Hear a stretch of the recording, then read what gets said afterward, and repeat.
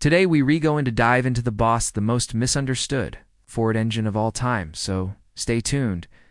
But in order to do this, we got to go back to for some NASCAR history. Mopar had been competing with the Wedge to no avail against the Ford, so Chrysler set out to put Hemi-style cylinder heads on the raised block to create the Hemi behind the P-car Gold B number Pouth and Petty number Pouth first Skoll Jr. Johnson, number 3 Dodge and Peru number BL second, RB White Play 1.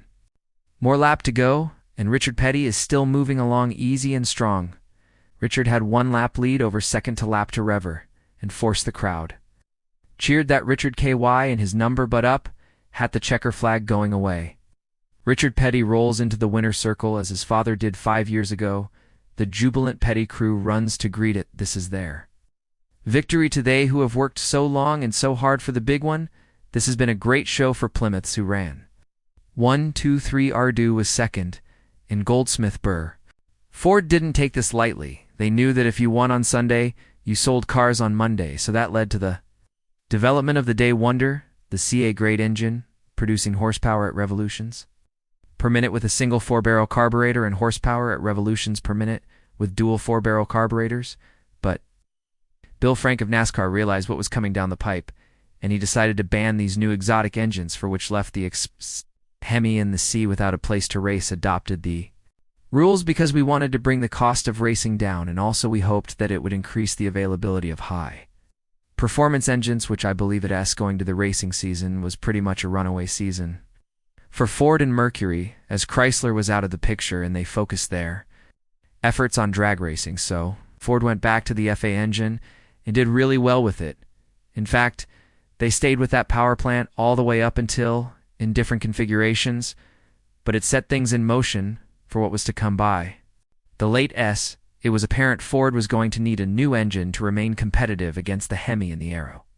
Wars of NASCAR by Nudis, who had just come over in from GM, gave the mandate to build an engine that could go dominate NASCAR, which led to the Boss, but in order to be legal for competition, they had to install that engine into cars, which led to the Boss Mustang. The problem was they didn't get it installed and into the cars soon enough, so they went halfway through the season running the tunnel port. When you want to be the best, you go get the best, and that's exactly what Ford did. They went and lured Richard Petty away from the Chrysler camp, and for the first time, Petty Blue was now Ford Blue here. Petty drove his Ford in a 6-lap victory over a starting field of its speeds topping an hour. This led to an all-star cast, and you had Richard Petty. Rich, how do you like your new fireproof suit thing? Worked pretty good. I guess it's the biggest difference is a different color. I think we got some comments on that, but I sort of watered myself down before the race started and got it good and wet, and it worked real good at S. It's worked just like a cool suit, so worked real good. Cale Yarber, David Pearson, Donnie Allison, and Leroy Yara. This led to total dominance, and one of the small details that gets left out about the Boss is the fact that Ford contracted Holley carburetors to develop a specialty carburetor just for that engine, hence the Dominator was born. And in fact, it powered them to their first win in Atlanta with Cale Yarborough, which you about to see round the final turn.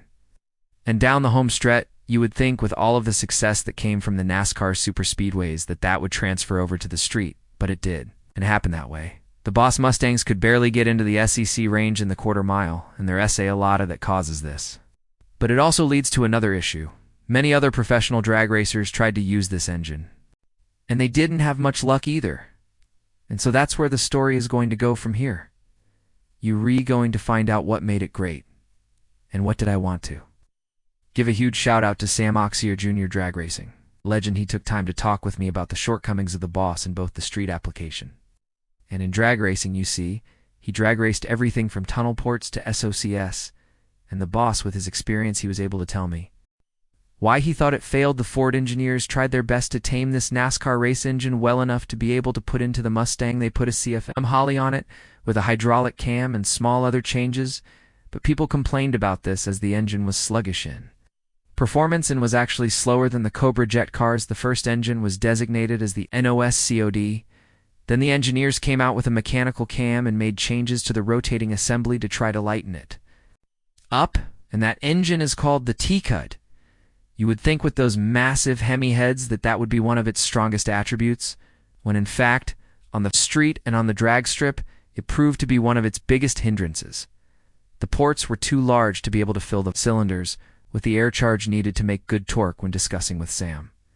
About the boss, he informed me about the company politics that were involved in it. You see, Ford was no longer manufacturing the camera. They wanted everyone to go to the latest and greatest, the boss. And what always looks good on paper doesn't mean that it will equal gains at the track, and that the prime case for this engine. The engine didn't respond to typical modifications like you would think. The rotating assembly was entirely too heavy.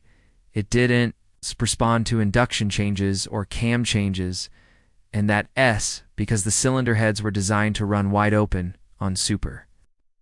Many racers just gave up and went back to the camera because they knew that it worked. It was for a few years that racers figured out how to make this engine run. Ohio George Montgomery had huge success with the camera in the Mr. G gasket gasser. With the camera with the supercharger, he won the Nationals at Indy. But when he was forced to run the Boss 9, he decided to go a completely different route, twin turbos. In fact, it was so impressive that NH actually outlawed him in because he won the Gator Nationals with the Boss. Turbocharged Boss development in the mids kind of took a back seat. This is for the reason of NH Pro Stock highly favoring small block combinations and small chassis, and NASCAR going from the big blocks to the small blocks. In this created no home for the Boss engine, and all of that changed up and when NH mandated a cubic inch rule. And that brought the Boss 9 back out into the limelight, and it was going to be better than ever. The Boss made its comeback in when none other than Ronnie Sox driving. The Ford Mustang and IH Pru won the championship. So that was the first championship. That was won with the Boss N going into the season Bob Glidden was building. A Ford X car, it was originally meant to run the Cleveland-based engine, but when the rules changes came out, he found out that he was going to have to build a cubic inch engine from scratch and put it in this car, which created all kinds of handling problems. Having cubic inches underneath these cylinder heads made a huge difference. And with Bob and Edna Glidden's tuning, they took this thing to the next level. When the Ty-Bird chassis came out, they won every championship from until starting line, the pro stocks ready to go. This man has been having lots of problems all season long. Bob Glidden is beginning, though, to get his XP sorted out. If that's not something to be proud of, I don't know what is. While the Boss may have had a misunderstanding in its history, it is also arguably one of the best-looking engines of all time, and history has been really kind to this engine. And is it now a Ford legend? Let us know in the comments below. We really appreciate your support. Thank you for watching.